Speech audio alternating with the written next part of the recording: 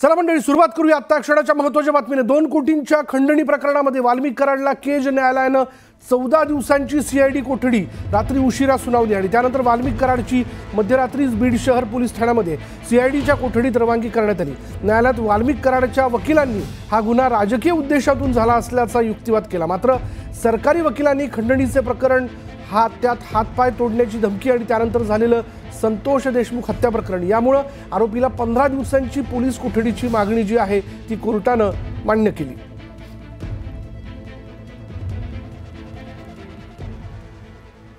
अधिक तपशील आपण जाणून घेणार आहोत। आमचे प्रतिनिधी सुरेश जाधव आता क्षणाला आपल्या बरोबर आहे। सुरेश, काय अपडेट?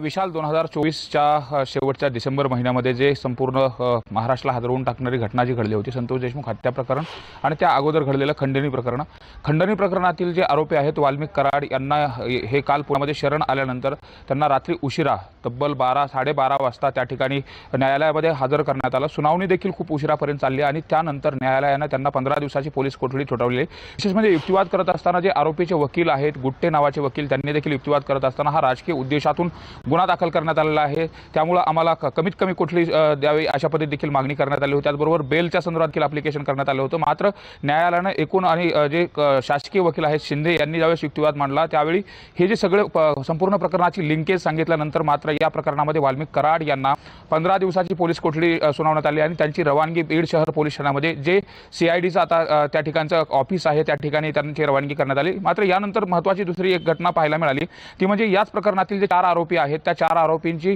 मध्यरात्रीच दुसरीकडे त्यांना हलवण्यात आलेलं आहे, कारण या दोन्ही आरोपींच्या संदर्भामध्ये कुठलाही संवाद होऊ नये आणि त्या दृष्टिकोनातून तपास जो करत असताना वेगवेगळ्या पद्धतीने तपास करता यावा या अनुषंगाने त्यांना देखील हलवण्यात आले। मात्र विशाल, जर आपण या प्रकरणामध्ये बघितलं तर आणखी 3 आरोपी फरार आहेत। जे हत्येचं प्रकरण संतोष देशमुख हे गाजत होतं त्यापैकी 3 आरोपी हे अद्याप फरार आहेत। त्यामधला सुदर्शन घुले हा जो काय मुख्य आरोपी आहे त्याच्या पकडण्याच्या दृष्टिकोनातून देखील वाल्मिक कराड यांना जी सीआयडी कोठडी आहे ती महत्त्वाची होती अशा पद्धतीने देखील रात्री सुनावणीमध्ये मांडण्यात आलं। आणि आता या प्रकरणामध्ये जर आपण बघितलं तर वाल्मिक कराड यांची कसून चौकशी केली जाणार आहे। एकंदरीतच अवादा कंपनीला ज्या पद्धतीने 2 कोटी रुपयाची खंडणी मागितली होती, तर या प्रकरणाचे जे व्यवहार आहेत, आर्थिक हितसंबंध आहेत, त्याचबरोबर त्यांचे अकाउंट आणि त्यांची संपत्ती जप्तीच्या संदर्भात देखील सीआयडीनं न्यायालयामध्ये पत्र दिलं होतं। त्यामुळे एकंदरीतच या संपूर्ण ज्या काही चौकशीचा फेरा आहे हा वाल्मिक कराड यांना 15 दिवस सहन करावा लागणार आहे आणि 15 दिवसामध्ये त्यांच्याकडून या प्रकरणाच्या संदर्भात काय काय इनपुट्स मिळतात हे देखील सीआयडी आता तपासणार आहे। विशाल, धन्यवाद सुरेश या सगळ्या तपशिलाबद्दल।